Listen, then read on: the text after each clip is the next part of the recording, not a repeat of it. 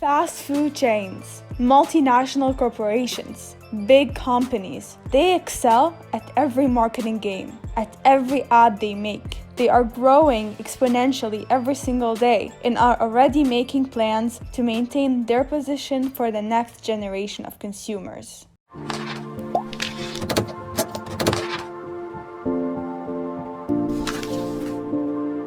It is capital to master the art of persuasion in order to sell a maximum number of products or ensure the highest number of engagements with an advertisement. We will introduce you to two routes: persuasion, central and peripheral. An advertisement based on the central route is one that primarily relies on facts, statistics, and arguments. However, one that is based on the peripheral route would use beautiful music, idyllic settings. Marketers typically use the central route when targeted consumers are involved and want to know more about the content of the message, such as the features of a car. Whereas marketers resort to the peripheral route when targeted consumers aren't too involved or critical. For instance, buying a juice only because a famous person is drinking it. These two routes are widely used in advertisements, but the work is not done yet. In Martin Lindstrom's book, Biology, Truth and Lies About Why We Buy, the author explains and explores neuromarketing and argues that the unconscious decisions our brains make when we encounter advertising are responsible for approximately 90% of consumer behaviors. These neurons are responsible for the feeling we get when we relate to something we are seeing. They usually interfere with the learning process, but in this case, they are used to stimulate happiness in consumers as they watch a happy woman with her product in her hands. Many companies are currently wielding brain scans in order to release successful ads, and we should expect TV shows to heavily rely on them to presage their success. What we can take from this is that we are not truly choosing what to buy.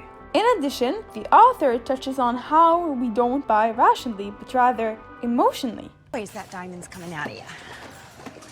This way? Or this way? That's what I thought.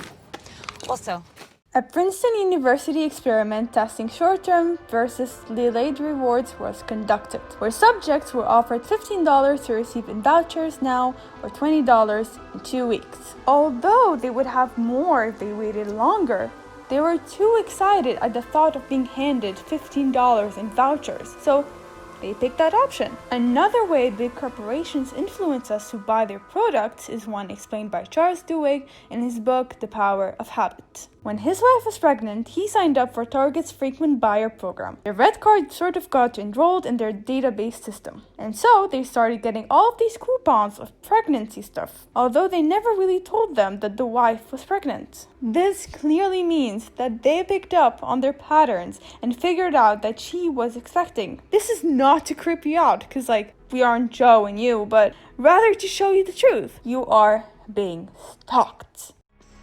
A guy needs to protect himself. I had to be sure you're safe.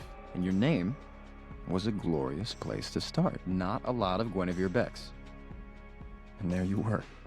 Every account set to public. You want to be seen. Just kidding, guys, okay. You're just being used to serve big companies. That's sort of it.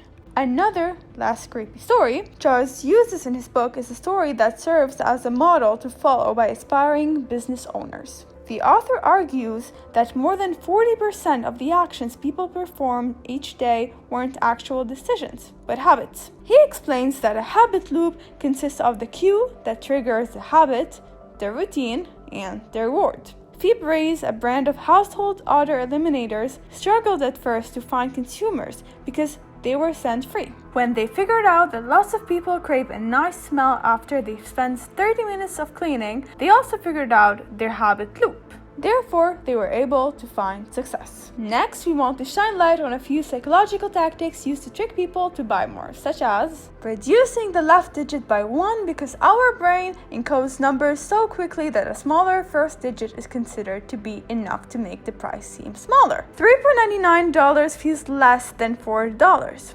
Second tactic, removing the comma because it makes a price seem lower. Third tactic, using words related to a small amount. Research has shown that descriptions like low maintenance show more response than descriptions like high performance. Fourth tactic, scarcity sells. People buy more when products are discounted because it instills in people the fear of missing out, which instigate them to buy. Like, imagine looking at a banner saying very limited stock or while its supplies last or last discount. It creates a sense of urgency, right? This last tactic is widely used, especially in fast food restaurants. A series of social psychology studies found that the mere thought of fast food made people more impatient. Another thing they strongly rely on is color psychology. Most fast food restaurants' logo has the color red in it, and that is not a coincidence. It is because red is associated with desire, power, and love. It is frequently paired with yellow, the color that illustrates contentment and comfort.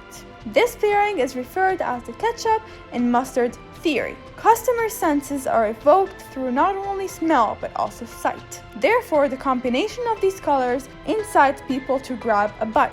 We hope that this video opened your eyes to shadowed aspects of marketing and advertising.